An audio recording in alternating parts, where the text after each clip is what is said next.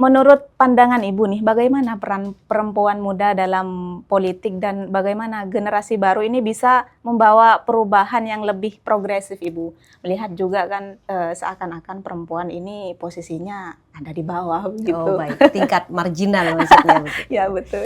Di perempuan ini juga harusnya bukan hanya dari kuantitas ya, tetapi juga kualitasnya sebagai seorang Ya perempuan dalam betul. dunia politik. Ya, Untuk meningkatkan kepercayaan diri itu gimana Bu? Terkait kapasitas perempuan agar bisa berperan aktif dalam proses politik misalnya begitu. ya.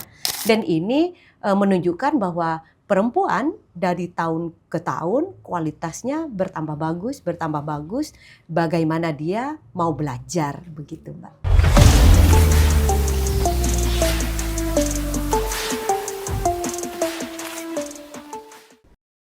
Assalamualaikum warahmatullahi wabarakatuh. Tretan Klik Madura, jumpa lagi bersama saya Zahra Hasan dalam program Ngulik, ngobrol di studio Klik Madura, Biro Sampang. Tentunya ada yang beda kali ini karena kami mendatangkan narasumber yang luar biasa tentunya dari tokoh perempuan yang memang pengalamannya dalam dunia perpolitikan bisa dikatakan luar biasa. Beliau adalah Hajah Insiatun SHI MH. Assalamualaikum Ibu. Baik, Sebagai waalaikumsalam. Koordinator Daerah Akademi Pemilu dan Demokrasi Kabupaten Ya, Sampang. benar. Luar biasa. Apa kabar Ibu hari ini? Alhamdulillah baik. Masya Allah. Mungkin langsung saja ya Bu ya, Baik. barangkali bisa mengenalkan latar belakang Ibu kepada terutama bagi Baik. perempuan-perempuan untuk memotivasi atau menggugah begitu Ibu. Baik.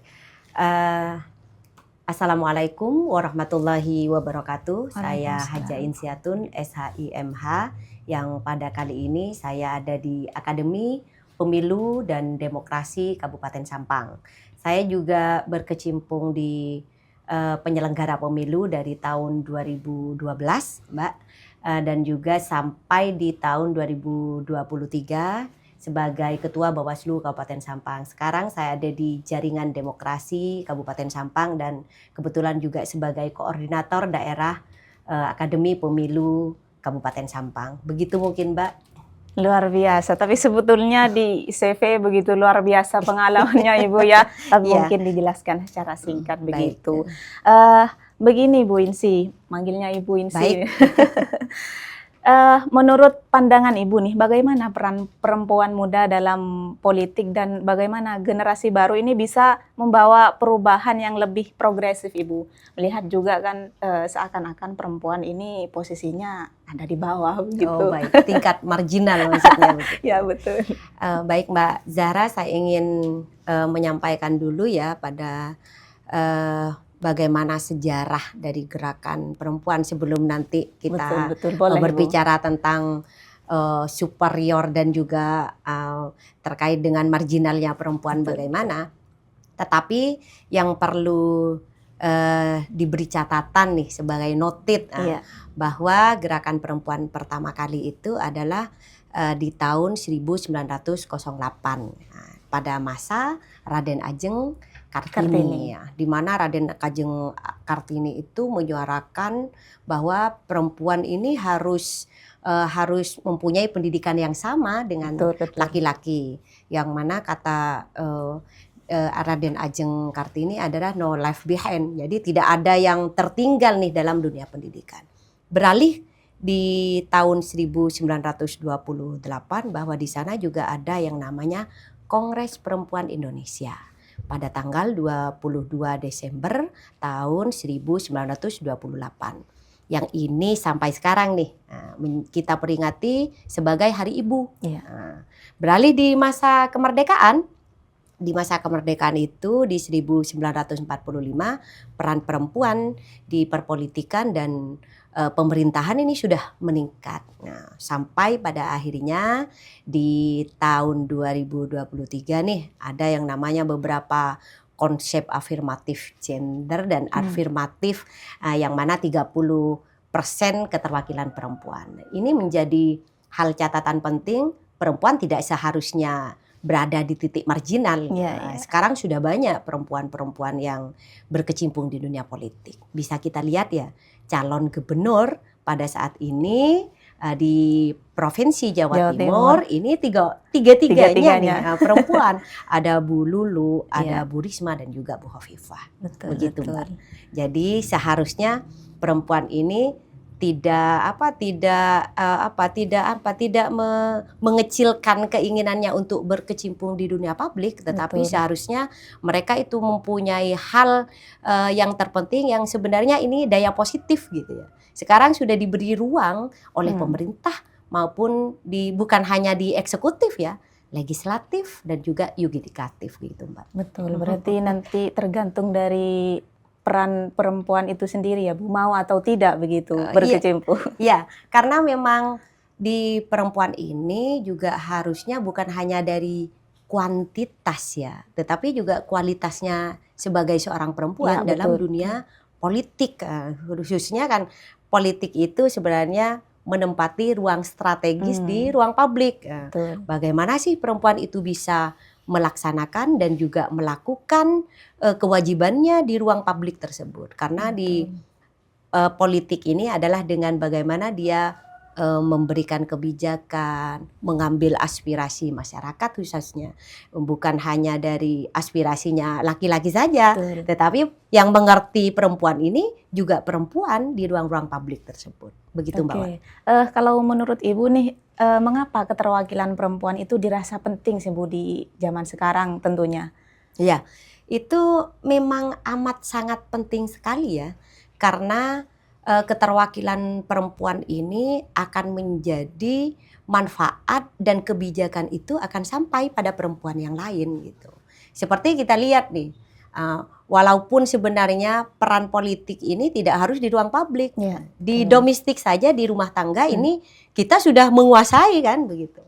Di rumah tangga itu kita sudah menguasai terkait dengan perpolitikan rumah tangga begitu.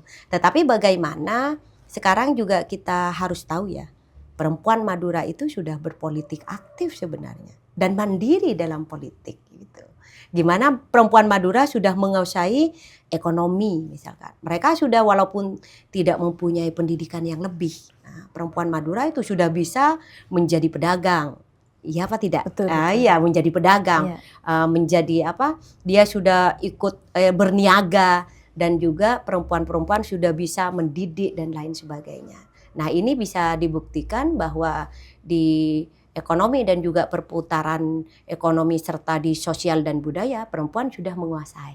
Itu yang terpenting. Dan menjadi catatan bahwa perempuan itu tidak harus selalu menjadi terbelakang. Perempuan itu sekarang sudah ada di ruang terdepan nih. Sekarang kita berbicara tentang kesetaraan misalkan. Kalau kita lihat dari affirmative action 30% keterwakilan perempuan, bahwa itu adalah level playing field. Nah, kesetaraan itu bukan hanya di kesetaraannya antara laki-laki dan perempuan, tetapi kesetaraannya itu adalah bagaimana pertukaran politik antara laki-laki dan perempuan. Begitu, Mbak Zahra. Oke, berarti di Madura ini kan perempuan sudah mulai aktif berkecimpung dalam dunia politik, Ibu. Iya. Sejauh ini apa sih yang menjadi tantangan bagi perempuan dalam mencapai posisi politik begitu, Bu? Ya banyak ya sebenarnya. Kalau tentang kemandirian politik, di mana saya cerita di affirmative action dulu ya.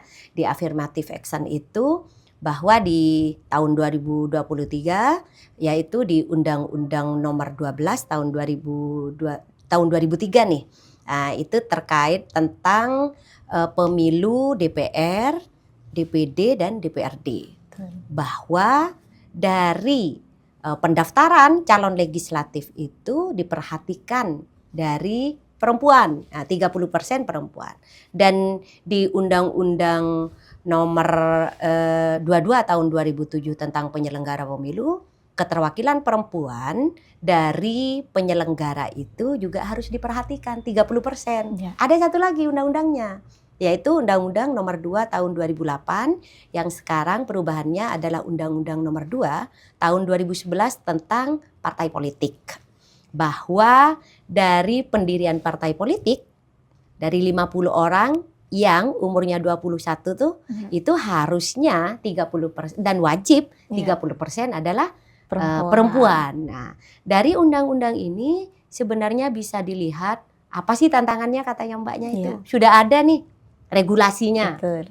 Regulasinya sudah ada, kenapa masih kurang? Nah, begitu. Ini bisa dilihat ya bahwa ini adalah lack support party. Bahwa kekurangan support dari partai politik. Itu juga bisa. Dan juga lack political experience dari pengetahuannya, pengalamannya dia di seputar politik juga masih kurang. Nah, ada juga dua lagi nih masih ada. Iya.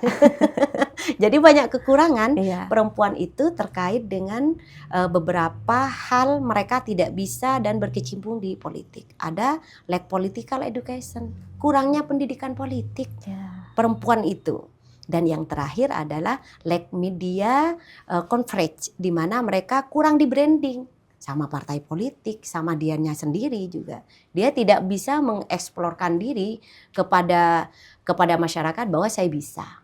Saya ini ada dan saya juga berkualitas. Begitu, Mbak. Oke, berarti kan sejauh ini anggaplah regulasi sudah ada, Iya. tinggal bagaimana perempuan itu memahamkan terkait regulasi perpolitikan Iya. begitu ya, Bu. Kalau menurut pandangan Ibu nih mengenai stigma bahwa perempuan dianggap tidak bisa menjalankan roda kepemimpinan dalam ranah politik itu bagaimana sih, Bu? Apakah sepakat Ibu atau bahkan kontra gitu? Sebenarnya saya pun tidak sepakat ya Iya. kalau perempuan disampaikan begitu, karena sekarang di parlemen kita ya, nah, saya cerita di parlemen sudah banyak perempuan walau tidak terpenuhi dari 30% kuota perempuan itu. Di tahun 2009 saya cerita lagi itu ada di parlemen itu ada 18% dari perwakilan kita di tingkat DPR RI. Di tahun 2014 itu ada 17,3% ya perwakilan kita yang ada di sana. Iya. Nah, di tahun 2019 ini ada sekitar 20,5%, yaitu sebanyak 118 dari 575 kursi di parlemen. Nah, terakhir nih di tahun 2024 kemarin di pemilihan 14 Februari 2024, malah perempuan itu sudah hampir mencapai 30% ya. Ada 22,1%, yaitu sekitar 128 kursi ditempati oleh perempuan dan juga dari 580 kursi yang ada di parlemen. Nah, ini menyampaikan bahwa dari tahun ke tahun perempuan sudah ada di tingkat parlemen dan yang membuat regulasi dan membuat kebijakan itu sudah terbukti. Jadi saya tidak setuju kalau perempuan itu dianggapnya tidak bisa masuk menjadi pemimpin maupun ada di tingkat politik. Mbaknya juga harus tahu juga nih, kalau kita dilihat dari negara Afrika, di Rwanda saja perwakilan parlemen perempuan itu ada sekitar 56%. Di Mozambik pun itu ada 39% perempuan yang menguasai di lingkup pemerintahan dan juga di legislatif begitu. Iya. Jadi sudah terbukti kan perempuan-perempuan. Hampir tadi ya, Bu ya. Iya. Dan ada satu lagi mungkin yang dilupakan juga bahwa di 2024 ini dari jumlah DPD 152 kursi ya. Nah, 36,8% itu ditempati perempuan ya, sekitar 56 orang lebih ya di DPD ya. Cuman di parlemennya saja yang masih kurang dari 30%. Begitu. Barangkali nanti ke depan ya pasti memenuhi, Bu ya, atau bahkan bisa lebih gitu. Iya. Sejauh apa sih, Bu, pentingnya kemandirian dalam politik bagi perempuan untuk dapat membuat keputusan tanpa bergantung, Ibu, pada pihak tertentu begitu? Iya, benar ya. Ini menjadi isu ya kalau lihat dari perspektifnya di beberapa teori ya. Saya ingin menyampaikan dulu bahwa women concern in wealth and economic issues, while men ya, jadi concern in high political affair. Itu tahun 2003 yang disampaikan oleh Carol dan disampaikan oleh Georgina Wen bahwa the political is main domain. Ini politik ini wilayahnya laki-laki katanya, begitu kan? Kalau lihat dari teori itu memang perempuan bisa nggak sih bisa memandirikan dirinya dalam politik, dalam membuat sebuah kebijakan? Bisa. Jadi ada beberapa kebijakan yang memang sudah ada terkait dengan misalkan di ruang kantor nih dengan adanya laktasi, itu kebijakan perempuan kan, karena yang mengerti tentang hal-hal biologis, hal-hal reproduksi, yang kebijakan itu harus dibuat oleh perempuan karena yang mengerti perempuan. Nah, dan kalau itu dibuat oleh laki-laki, kebijakan hal-hal yang sensitif, utamanya yang sensitif gender, beda lagi nanti kebijakannya. Juga ini bisa dibuat catatan nih, bisa nggak sih kemandirian politik membuat kebijakan itu? Yang menjadi catatan adalah memang pada saat pendaftarannya nih, pada saat pendaftarannya di legislatif misalkan, yang menempati di ruang publik perempuan di parlemen misalkan, memang sekarang cenderung ada yang memang kedekatan dengan tokoh-tokoh politik ya, kedekatan yang mungkin suaminya juga ada di lingkungan partai politik ya, tidak dengan kemandiriannya dia, dengan kebergantungannya dia. Nah, di saat perempuan itu sudah ada di parlemen, maka perempuan itu tidak harus melihat siapa yang membawa dia. Dia harus berdiri sendiri. Maka dari itu, kemandirian itu tidak dibuat di saat dia mendaftar. Kemandirian itu seharusnya dia sudah adakan pondasi itu sebelum dia mendaftar calon legislatif. Misalkan dengan pendidikan dia sampai S1, S2.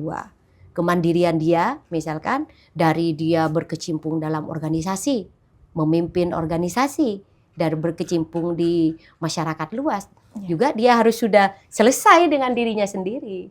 Yang dikhawatirkan mbaknya kan takutnya sudah sampai dia di intervensi begitu. Jadi dengan dia mempunyai kepercayaan yang lebih terhadap jabatannya, dia harus bisa mempergunakan kebijakannya sebaik mungkin. Begitu. Apakah sejauh ini sudah diterapkan Ibu kebanyakan oleh perempuan yang berkecimpung dalam politik? Ya, saya ingin juga menyampaikan ya, sudah digunakan tidak begitu. Sudah banyak ya mungkin, tapi juga yang dirasakan sekarang apakah kebijakannya dirasakan, itu mungkin ya tepatnya. Dirasakan oleh perempuan atau tidak. Sekarang banyak ya sudah kebijakan-kebijakan yang ada terkait dengan perempuan ya. Saya tadi menyampaikan bagaimana juga terkait dengan ruang laktasi dan juga bagaimana juga kebijakan-kebijakan bagaimana dia seharusnya ada di parlemen itu. 1, terkait dengan pembangunan. 2, terkait dengan pemerintahan. 3, terkait dengan pendidikan. Itu juga sudah ada dalam contoh-contoh terkait dengan kebijakan-kebijakan perempuan tersebut. Nah, yang paling penting yang harus diketahui adalah terkait dengan bagaimana kebijakan itu yang sensitif gender nih. Terkait dengan saya bilang tadi reproduksi dan juga terkait dengan bagaimana adanya penganiayaan. Ini kan ya KDRT. Ini sudah seharusnya tidak ada lagi berita seperti itu. Kalau perempuan mandiri. Kebijakan-kebijakan tentang perempuan bahwa harus disuarakan terkait dengan hal tersebut. Kita ini sama halnya, bukan hanya kalau di mata hukum nih. Saya cerita dulu di pasal 27 di Undang-Undang Dasar tahun 1945 bahwa segala hal bahwa setiap warga negara itu posisinya di hadapan hukum sama, di hadapan pemerintah sama. Ini sudah menjadikan terkait dengan kebijakan tersebut bahwa pemerintah sudah melindungi nih antara laki-laki dan perempuan. Betul. Nah, satu lagi di kesetaraan di agama kita, Mbak ya. Itu sudah ada ya bahwa wa man amala sholihan min dzakarin au untha wa huwa mu'min fa ulaika yadkhulunal jannah. Yang terusan ayatnya yarzuquna min bighairi hisab. bahwa di antara laki-laki dan perempuan ini sudah tidak ada lagi langit-langit kaca nih ya. Styling glass yang biasanya di dalam sensitif gender itu ya. Jadi sudah ada yang di langit-langit kaca kembali. Ini sudah sama, agama sama, pemerintahan sudah ada dari 30% keterwakilan perempuan. Bahkan di Undang-Undang Dasar pun jauh ya. Sebelum saat ini sudah ada terkait dengan bagaimana kesetaraan itu sudah sama antara laki-laki dan perempuan. Tidak ada lagi superior, tidak ada lagi marginal. Jadi sama, inequal. Iya. Sama ya Bu ya. Nah, untuk meningkatkan kepercayaan diri itu gimana Bu? Terkait kapasitas perempuan agar bisa berperan aktif dalam proses politik misalnya gitu. Ya, ini penting ya Mbak ya. Tidak hanya perempuan itu di legislatif dan parlemen, tetapi apapun profesinya perempuan itu harus percaya diri. Sebagai guru misalkan, dia harus percaya bisa mendidik anak-anak. Sebagai niaga misalkan dia di perdagangan, dia harus percaya bahwa dari segi tidak hanya dia harus pintar ekonomi, tetapi juga di fiskal dan lain sebagainya dia juga harus tahu. Nah, untuk menimbulkan kepercayaan diri itu bukan hanya disimpan di pikiran ya. Jadi perempuan itu harusnya take the step, mengambil langkah. Jadi mengambil langkah. Bagaimana saya harus percaya diri kalau saya tidak percaya dengan diri saya sendiri. Jadi dia harus mengambil langkah. Jangan disimpan. Saya mau percaya diri tetapi dia tidak mengambil langkah. Ambil langkah yang pertama. Yang kedua, Mbak masih ingat di penari Tenggo? Penari Tenggo kan berpasang-pasangan kan? Jadi text it's to Tenggo. Jadi di dalam dunia menari Tenggo itu tidak hanya dia sendirian. Di menari Tenggo itu kalau hanya sendirian tidak bagus dan tidak elok, malah tidak menarik ya dalam penari Tenggo. Kalau kita lihat di falsafah penari Tenggo itu harusnya berpasangan. Entah itu laki-laki perempuan, entah itu perempuan dan perempuan. Maka dari itu, dari sekarang perempuan untuk lebih percaya diri harus mau maju ya, harus berani bekerja sama. Berkaitan dengan mental berarti harus berani bekerja sama dan dia juga harus mengambil sikap. Take the step, mengambil sikap jangan nanti, tapi dari sekarang, Mbak. Betul. Begitu. Berarti sangat penting ketika perempuan harus menentukan langkah begitu Bu, langkah sendiri dalam dunia perpolitikan begitu. Kemudian apa sih Bu upaya untuk mendorong keterwakilan perempuan di pemerintahan? Tadi juga sudah saya sampaikan ya, untuk mendorong keterwakilan perempuan di pemerintahan, karena ini termasuk 3 komponen itu, legislatif, yudikatif, dan eksekutif. Jadi dia juga harus mempersiapkan diri dulu nih, dia harus masuk ke partai politik, salah satunya ya Mbak ya, tidak harus semuanya, salah satunya masuk ke partai politik karena partai politik ini adalah ini menjadi hal yang terpenting jika dia mau masuk ke legislatif ya. Tidak serta-merta karena ada pendaftaran legislatif dia ujuk-ujuk daftar nih, belum tahu tentang partai politik ya begitu ya. Jadi dia juga harus mempersiapkan diri terkait hal itu. Nah, dorongannya juga terkait dengan mental. Perempuan ini tidak harus selalu lemah lembut saja ya. Kalau mau dikodrat ya harus lemah lembut, tetapi dia juga harus berani mengambil keputusan. Harus berani mengambil keputusan karena sudah ada yang namanya affirmative action dan bukan hanya itu sebenarnya, ada juga zipper system Mbak. Zipper system ini adalah 3 orang calon, 1 orang adalah perempuan. Itu juga harus percaya dan dorongannya bagaimana dia juga dari budaya nih. Sekarang kan banyak yang menyampaikan kalau dalam bahasa Madura perempuan di luar rumah itu sudah hal yang tidak baik begitu. Nah, ini ya kan. Tetapi hal itu harus ditepis dengan bagaimana kita di luar itu di ruang publik tidak selalu yang lembah lembut. Ini karena perempuan, tetapi kita harus memberikan kebijakan dengan tegas. Yang tidak ada intervensi apapun dari luar. Ini yang perlu. Dan dorongan itu juga bagaimana tidak hanya kita itu memilih laki-laki doang. Bagaimana perempuan menggandeng perempuan. Iya. Ya, jangan jadi Queen Bee Syndrome. Sekarang ini yang kebanyakan Queen Bee Syndrome. Iya. Di saat ada perempuan yang tinggi, bagus, kualitasnya bagus, malah ada Queen Bee Syndrome karena merasa dia tersaingi dan lainnya. Itu tidak bagus. Jadi dorongannya adalah dari diri sendiri perempuan itu. Betul. Dan juga dari lingkungan, teman, kerabat, sahabat, keluarga, Mbak. Betul, berarti Begitu yang mungkin. pertama dari diri sendiri ya Bu ya. Juga terkait dengan mental untuk bisa melangkah dan memberikan keputusan. Itu juga pengaruhnya dari kualitas pendidikan ya Bu ya tentunya. Oke. Apakah ada inisiatif sih Bu yang bisa dilakukan untuk meningkatkan jumlah kader di setiap jenjang kepemimpinan politik? Oh ya. Sebenarnya ini dari tahun 2004 ya, 2014, sekarang 2024. Ada 20 tahun ya, terkait dengan affirmative action itu ya. Sampai sekarang 20 tahun itu masih belum terpenuhi dari 30% kuota keterwakilan perempuan. Kalau dari saya sendiri nih, dari saya sendiri sebenarnya yang harus diadvokasi bukan keterwakilan 30% ya, tetapi yang harus diadvokasi bagaimana dari 30% itu terpenuhi. Tidak hanya di pendaftaran nih saja, legislatif pendaftaran, penyelenggara pendaftaran. Bagaimana kuota itu terpenuhi secara keseluruhan. Dan kalau bisa lebih gitu Mbak.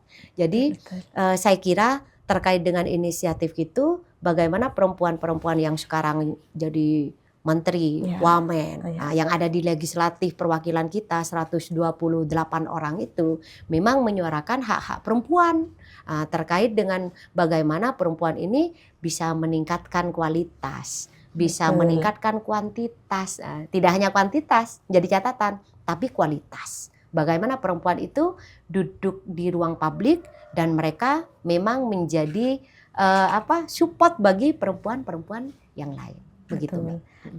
Tadi sudah dijelaskan oleh Ibu bahwa support pertama dari perempuan adalah dirinya sendiri. Ya. Nah, sejauh mana pentingnya dukungan masyarakat nih Bu dalam mengubah persepsi negatif terhadap perempuan dalam politik? Kan biasanya itu banyak yang negatif apabila ada perempuan yang berkecimpung dalam politik, Bu. Saya ingat itu. Jadi dalam istilah the political is dirty. Ini the perception political is dirty. Jadi persepsinya orang politik ini sangat kotor gitu. Iya. Ya, apalagi masyarakat kita yang budayanya ke arah timur ya, dan beberapa tahun kemarin masih budaya-budaya tentang perempuan tidak boleh keluar. Perempuan kalau keluar selingkuh. Ini memang persepsi mereka. Ya, betul. Persepsi mereka. Perempuan kalau di luar itu budayanya dan juga dari tindakannya itu akan jelek. Nah, bagaimana mengubah itu? Itu sebenarnya dari diri kita sendiri. Bagaimana kita memperlihatkan kepada masyarakat, kita duduk sebagai pemimpin itu tidak hanya selalu negatif. Ya, membuktikan ya Bu ya. Kita membuktikan dengan apa cara pembuktiannya? Dengan kita misalkan di profesinya nih, di pendidikan menjadi guru yang baik, menjadi guru teladan. Di ekonomi dia memang sudah benar-benar menguasai terkait dengan perekonomian. Misalkan di sosial dia sudah bisa memberikan pesan kepada masyarakat bahwa dia bisa duduk di segi sosial itu. Jadi kembali lagi ke self confidence dan kembali lagi bahwa budaya itu memang sudah banyak terkikis nih sekarang. Kita lihat sekarang di momen-momen pilkada ini, kita lihat dari 737.832 pemilih kebanyakan perempuan Mbak. Nah, yang menjadi catatan penting adalah kembali lagi bahwa dengan kemandirian politik, keterwakilan itu sangat penting sekali untuk perempuan. Begitu, Mbak. Kalau dari prediksi Ibu nih sejauh ini Bu terkait masa depan keterwakilan dan kemandirian perempuan dalam politik seperti apa sih Bu ke depan ini? Saya yakin ya, kalau saya yakin tidak hanya 100% Mbak. Hampir 1000% saya. Hampir 1000%, apalagi saya cerita nih pada saat saya kuliah tuh di lingkungan saya tidak ada perempuan yang kuliah. Tetapi dengan adanya perempuan yang sudah berkecimpung dan terbukti di luar, di ruang publik, dia berhasil. Walaupun keberhasilannya sekarang bukan hanya di bidang dia menjadi pemimpin, dia menjadi presiden ya, tetapi keberhasilannya dia sudah menduduki di ruang-ruang publik, kerja di kantor. Misalkan dia menjadi pegawai BUMN, BUMD, atau dia di bank, atau dia di posisi misalkan di pendidik, itu sekarang sudah mengubah persepsinya masyarakat bahwa ini bisa akan meningkat dari tahun ke tahun. Kita lihat hanya di lingkup politik ya Bu? Tidak, karena saya sampaikan lagi, politik itu kebijakan ya. Nah, jadi tidak hanya dalam perpolitikan, kadang masalah, mohon maaf, BBM naik saja, ini sudah orang-orang ini sudah bergemuruh riuh begitu. Bahwa ini ada suatu kebijakan politik yang harus dilawan, kebijakan politik yang harus disuarakan. Dan ini menunjukkan bahwa perempuan dari tahun ke tahun kualitasnya bertambah bagus, bagaimana dia mau belajar begitu, Mbak. Oke. Selain dari lingkup politik ya Bu, dari perspektif Ibu nih, tips bagi perempuan untuk bisa tertarik Ibu untuk terjun atau berkecimpung di mengisi pos-pos tertentu di pemerintahan gitu. Dari Ibu selaku sudah yang berpengalaman begitu Bu. Iya, baik. Karena memang dunia perpolitikan tadi saya ingin menyampaikan bahwa persepsinya seseorang berbeda-beda. Kadang seseorang itu mau ngapain masuk ke dunia politik, wong dan dipilih saja yang hanya yang cantik, ya kan, yang punya uang, karena mereka di financial resource-nya memang sudah ada ya. Tetapi ini yang menjadi catatan adalah seharusnya kita masuk dalam politik itu bagaimana kita bisa memberikan kebijakan terkait dengan perempuan. Bisa kita memberikan kebijakan sendiri tanpa harus kita menunggu kebijakan orang lain. Mbak juga harus tahu. Kita lihat ya di Sampang ini dari tahun ke tahun 2019, 2004 keterwakilan perempuan dari 45 kursi hanya 3 orang. Di 2024 sampai 2029 keterwakilan perempuan itu ada 4 orang dari Demokrat, PKS ya kan, Demokrat, PKS, PDIP dan P3.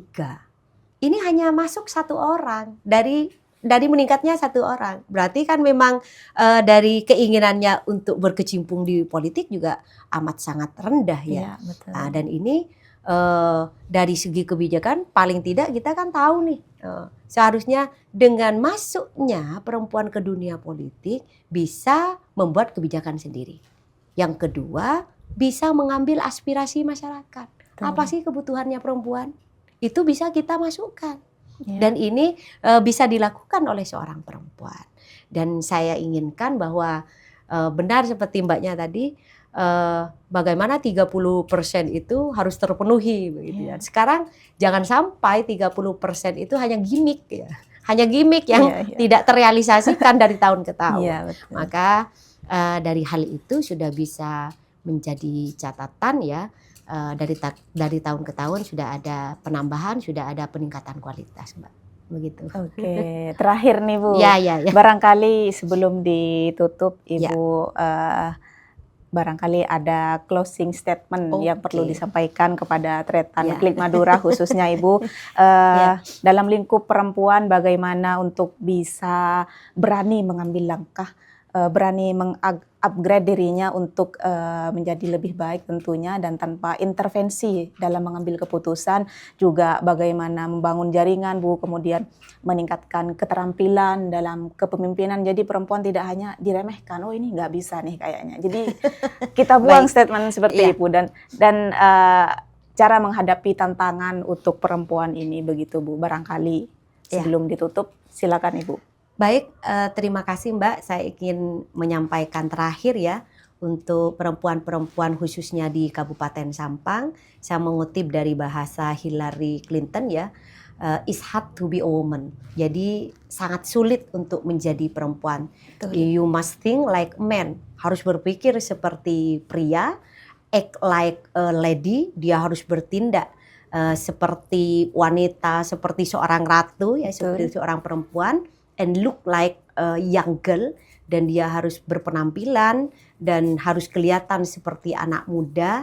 Dan yang terakhir nih, a work like a horse. Bagaimana perempuan itu bekerja seperti kuda liar pada saat ini. Nah, amat sangat sulit Mbak menjadi perempuan. Dan semangat bagi perempuan yang sudah ada di ruang-ruang publik, semangat pula bagi perempuan yang masih belum berada di ruang publik, apapun profesinya, tingkatkan kualitas dan berikan yang terbaik kepada masyarakat. Wad'u syai' fi mahallihi fahuwa adilun, wad'u syai' fi ghairi mahallihi fahuwa dhalimun. Demikian, terima kasih. Masya Allah, luar biasa. Terima kasih Bu Baik. Insiatun, luar biasa Tretan Klik Madura. Barangkali dari penyampaian dari narasumber kita bisa memberikan atau membuka luas cakrawala berpikir bagi perempuan ya Bu ya. Ya. Jadi dengan kelemah lembutan perempuan bukan menjadikan itu sebagai kelemahan. Ya. Jadi bagaimana untuk bisa melangkah lebih maju juga meningkatkan kualitas, menyamakan dengan laki-laki. Jadi satu katanya Ibu, perempuan bisa dan tidak mungkin tertinggal kalau kita mau, begitu ya Bu ya. Luar biasa.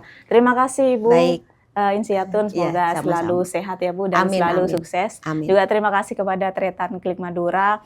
Terus stay tune di program Ngulik, ngobrol di studio Klik Madura Biro Sampang. Jangan lupa terus tonton program kami di kanal YouTube Klik Madura. Jangan lupa like, komen, dan subscribe. Saya Zahra Hasan pamit undur diri. Wassalamualaikum warahmatullahi wabarakatuh. Waalaikumsalam warahmatullahi wabarakatuh.